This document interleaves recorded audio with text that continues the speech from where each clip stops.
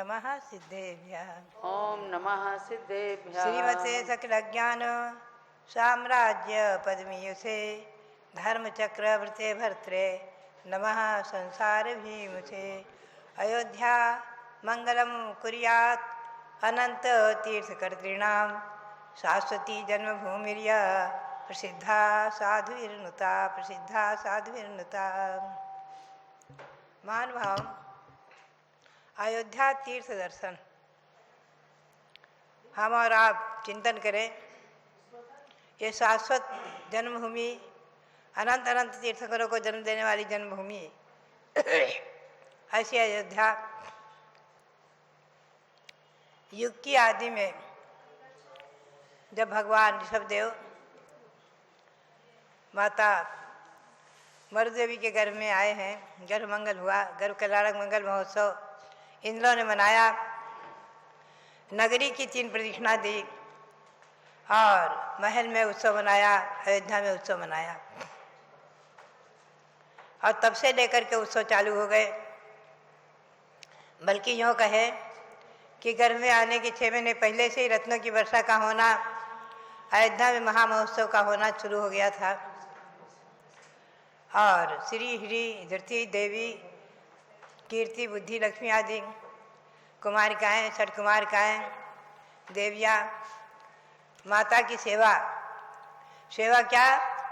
नियोग पूर्ति, उनकी भक्ति, उनकी आराधना, उनको प्रसन्न रखना और प्रतिक्षण अपने पुण्य का संचय करना,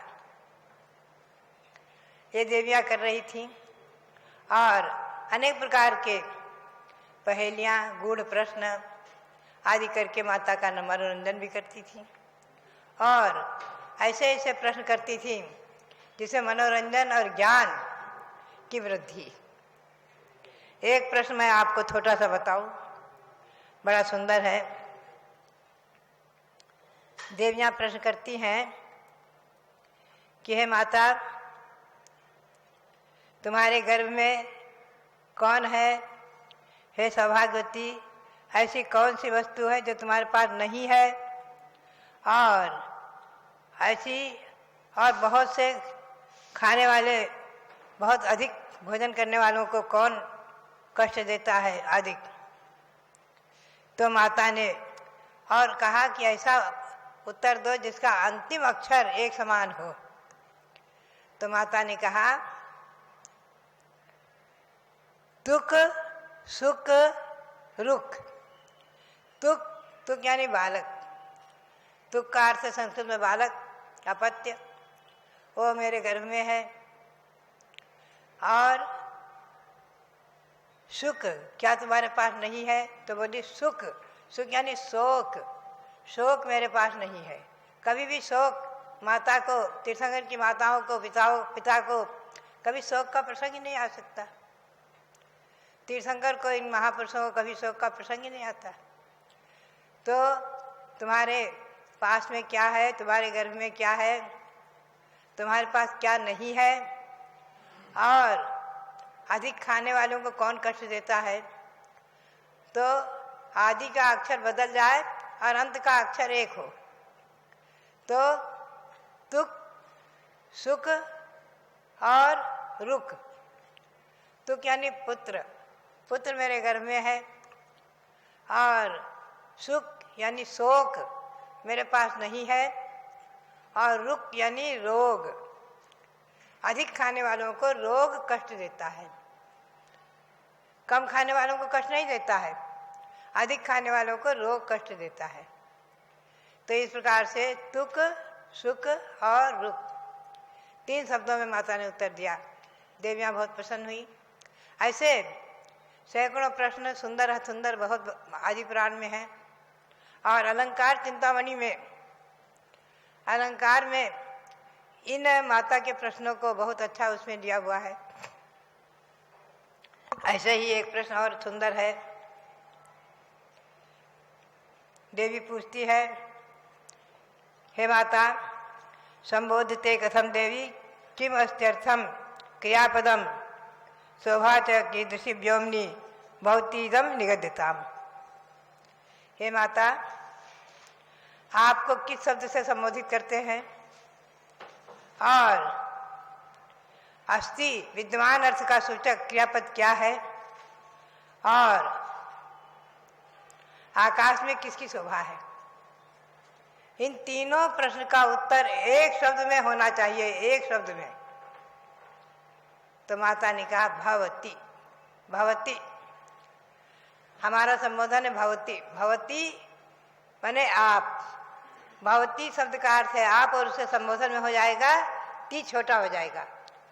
भवती, हे भवती। जैसे श्रीमती है तो श्रीमती में संबोधन में हो जाएगा हे श्रीमती, तो संबोधन में हो जाएगा भवती। और क्रियापद विद्यमान अर्थ का सूचक क्रियापद है भवती। भवती माने है, होता है। ये सत्ता अर्थ का भू धातु सत्ता अर्थ में है, विद्यमान अर्थ में है, और उसका क्रियापद है भवती। भवती, भवता, भवंती। तो हमारा संबोधन है भवती, क्रियापद है भवती, विद्यमान का क्रियापद है भवती। और बोले आकाश की शोभा किससे है, तो बोले भवती। भा यानी नक्षत्र, वती यानी नक्षत्रवान आकाश में शोभा होती है। जो नक्षत्रों से सहित आकाश होता है तो खूब आनंद आता है देखने में। रात्रि में चारों तरफ नक्षत्र ही नक्षत्र दिखते हैं, तारे चमकते हैं, बहुत सुंदर शोभा होती है। तो एक शब्द में माता ने उत्तर दे दिया भवती। हमारा संबोधन भवती है, विद्यमान क्रियावाचक शब्द भवती है, और भा यानी नक्षत्रों से नक्षत्रवान व्योमनी, भवती यानी नक्षत्रवान, भा यानी नक्षत्र से सहित, व्योमनी आकाश में शोभा होती है। ऐसे ही सैकड़ों प्रश्न देवियाँ कर करके मनोरंजन करती थी और पुण्य का संपादन करती थी। बात यह है कि माता को तीर्थंकर बालक के उदर में रहने पर न तो पेट बढ़ता है, न त्रिविधि भंग होती है, न कोई उनको कष्ट होता है, न उनको किसी प्रकार के अशुभ दोहले होते हैं। ये सब पुण्य का प्रभाव। आप और हम स्वयं चिंतन करें, तीर्थंकर जैसे बालक जिनके गर्भ में हो, ऐसी माता का पुण्य कैसा है, कितनी विशेषता है, कितना पुण्य विशेष किया होगा। और जो नियम से स्त्री पर्याय का छेद करने वाली, अंतिम स्त्री पर्याय को धारण कर स्त्री पर्याय को सार्थक करने वाली, तीर्थंकर को जन्म देने वाली माता, जिसकी इंद्र और इंद्राणी भी सेवा करते हैं, असंख्यातों देवगण जिन्हें नमन करते हैं। श्री मानतुंग आचार्य ने भी कहा है, स्त्रीणाम शतानि शतसो जनयन्ति पुत्रान् नान्या सुतम तदुपमं जननी प्रसूता सर्वादिशो दधति भानि सहस्ररश्मिन् प्राच्येव दिग्जनदति स्फुरदंशजालम। हे भगवान, सैकड़ों स्त्रियां, हजारों स्त्रियां हजारों हजारों संतान को, पुत्रों को जन्म देती हैं, लेकिन आप जैसी कोई माता एक ही है जिसने आप जैसे पुत्र को जन्म दिया। सभी दिशाएं नक्षत्रों को, ताराओं को जन्म देती हैं, लेकिन एक पूरी दिशा ही ऐसी है जो सूर्य को जन्म देती है, सूर्य को उदित करती है। भव्यात्माओं, ऐसी माता की प्रशंसा इंद्रों ने की, आचार्यों ने की। और विशेषता यह है कि इंद्राणी भी, आदि पुराण में लिखा हुआ है, इंद्राणी भी गुप्त वेश में आकर के और माता की भक्ति और आराधना करती थी, दर्शन करती थी, पूजा करती थी। बात यह है कि ये पुण्य विशेष तीर्थंकर प्रकृति का पुण्य। अभी हम और आप देख रहे हैं 16 कारण पर्व चल रहा है, चैत्र मास का। वर्ष में 3 बार 16 कारण पर्व आता है, चैत्र मास में, माघ मास में और भाद्रपद में। परंपरा भाद्रपद के 16 कारण पर्व को मनाने की विशेष है। उत्सव के साथ, महोत्सव के साथ हम और आप सभी मिलकर सोलाकांड पर्व मनाते हैं। उसमें मूल कारण ये भी है कि वर्षा ऋतु में व्यापारिक लोगों के व्यापार भी मंद रहते हैं, काम भी कम रहता है और चातुर साधु गण, मुनि और आरिकाएँ, छुलक छिलकाएँ अधिक, ये सब एक स्थान पर वर्षा योग धारण करने से प्रभावना विशेष भी रहती है। यही कारण है कि भाद्रपद के सोलाकांड पर्व को, दक्षिण पर्व को मनाने की परंपरा विशेष है।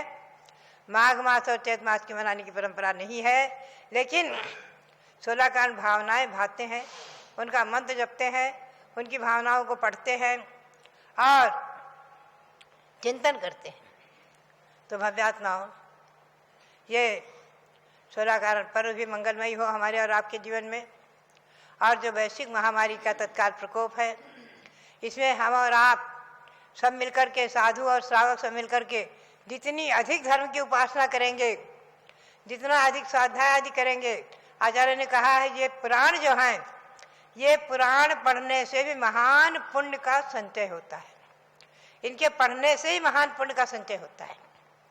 जैसे पुराणों का स्वाध्याय, पठन पाठन, चिंतन मनन और इस पारस चैनल के माध्यम से मैं समझती हूँ दिन भर 24 घंटे, 20 घंटे, 18 घंटे जितने भी है आपके, अगर पारस चैनल खोल लें, हमारी वृद्ध महिलाएं बहुत सी कहती हैं, वृद्ध लोग बहुत से कहते हैं कि माता जी हम तो सामने पारस चैनल खोल लेते हैं, कभी अभिषेक आ रहा है, कभी पूजा आ रही है, कभी साधुओं के प्रवचन आ रहे हैं, कभी कुछ तीर्थ दिखाए जा रहे हैं, तो उसी में हम मगन हो जाते हैं। हमारी वृद्धावस्था का सदुपयोग हो रहा है।